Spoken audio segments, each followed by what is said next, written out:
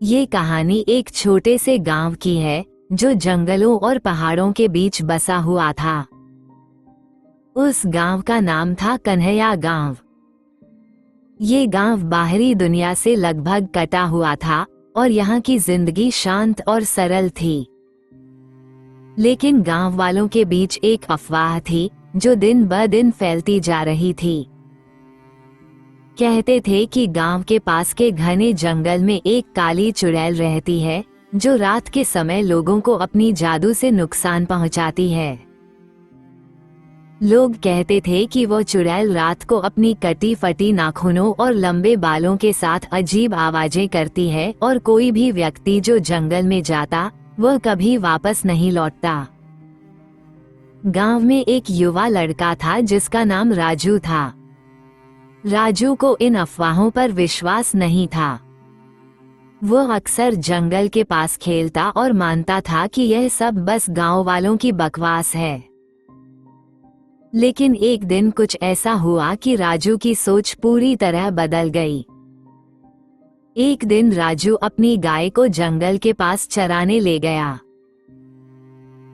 शाम ढलते ढलते वो एक छोटे से नदी के पास बैठकर सोचने लगा कि वो घर वापस लौटे या थोड़ा और समय बिताकर खेले। अचानक उसकी आंखों के सामने कुछ अजीब हुआ। घने जंगल में से एक सर्द हवा का झोंका आया और राजू ने सुनी अजीब सी सरसराहट। जैसे ही उसने ध्यान से देखा, उसे एक कटा फटा चेहरा दिखाई दिया जो अंधेरे में हल्के से चमक रहा था। वह चेहरा किसी इंसान का नहीं बल्कि एक खौफनाक चुड़ैल का था जिसके सफेद और चमकते हुए आंखों के नीचे की खोहों में अंधेरा घुसी हुई थी। राजू घबरा गया, लेकिन उसने अपनी डर को छुपाते हुए धीरे से वहां से लौटने का फैसला किया। लेकिन जैसे ही वो चलने लगा, उसके कानों में अजीब सी आवाजें सुनाई देने लगीं। वो पीछे मुड़ा और देखा कि वही कटा फटा चेहरा अब करीब था और उसकी आंखें धीरे धीरे लाल हो रही थीं। राजू ने भागने की कोशिश की, लेकिन वह चुड़ैल उसकी ओर बढ़ रही थी। उसने सुनी कि चुड़ैल ने धीमी आवाज में कहा, तुम मेरे पास आने वाले हो या तुम्हारी इच्छा नहीं है। राजू की धड़कन तेज हो गई और वह पूरी ताकत से दौड़ने लगा। जब वह गांव की ओर पहुंचा तो उस चुड़ैल ने अचानक अपनी आवाज को तेज कर दिया और वह हवा में उड़ने लगी। राजू ने ये सब गांव वालों से बताया, लेकिन किसी ने उसकी बातों पर विश्वास नहीं किया। वे सब उसे पागल समझने लगे और उसे ये कहकर भेज दिया कि यह सब वो अपने दिमाग का भ्रम देख रहा है। लेकिन राजू को यकीन था कि जो उसने देखा वो असली था और अब उसे ये पता लगाना था कि यह चुड़ैल कौन थी और क्यों थी। अगले दिन राजू फिर से जंगल में गया, इस बार पूरी तैयारी के साथ। उसके पास एक तिलिस्मी छड़ी थी जो उसने गांव के पुराने पंडित से ली थी। पंडित ने बताया था कि यह छड़ी चुड़ैल से बचाव कर सकती है। राजू जंगल के भीतर गहरे तक गया और वहां उसने एक पुराना खंडहर देखा। खंडहर के अंदर एक अजीब सी शक्ति महसूस हो रही थी। जब राजू ने खंडहर के भीतर कदम रखा तो एक ठंडी हवा का झोंका आया और वही कटा फटा चेहरा फिर से दिखाई दिया।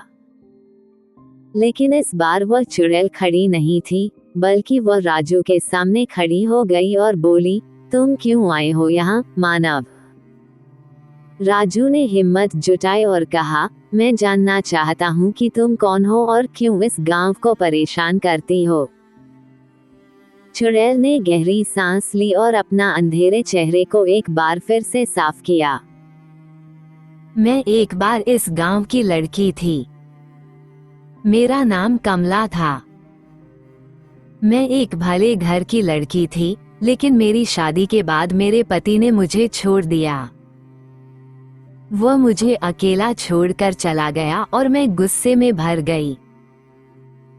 मैंने खुद को काला जादू सीखने के लिए तैयार किया और अपनी मृत्यु के बाद एक चुड़ैल बन गई। राजू ने समझा कि यह चुड़ैल अपने दुखों और अकेलेपन से दुखी थी और इसने अपनी जादुई शक्तियों का उपयोग बदला लेने के लिए किया था। राजू ने कहा, तुम्हें बदला लेने की कोई जरूरत नहीं है। तुम्हारी कहानी दुखद है, लेकिन तुम जो कर रही हो वह गलत है। तुम इन लोगों को और खुद को भी नुकसान पहुंचा रही हो।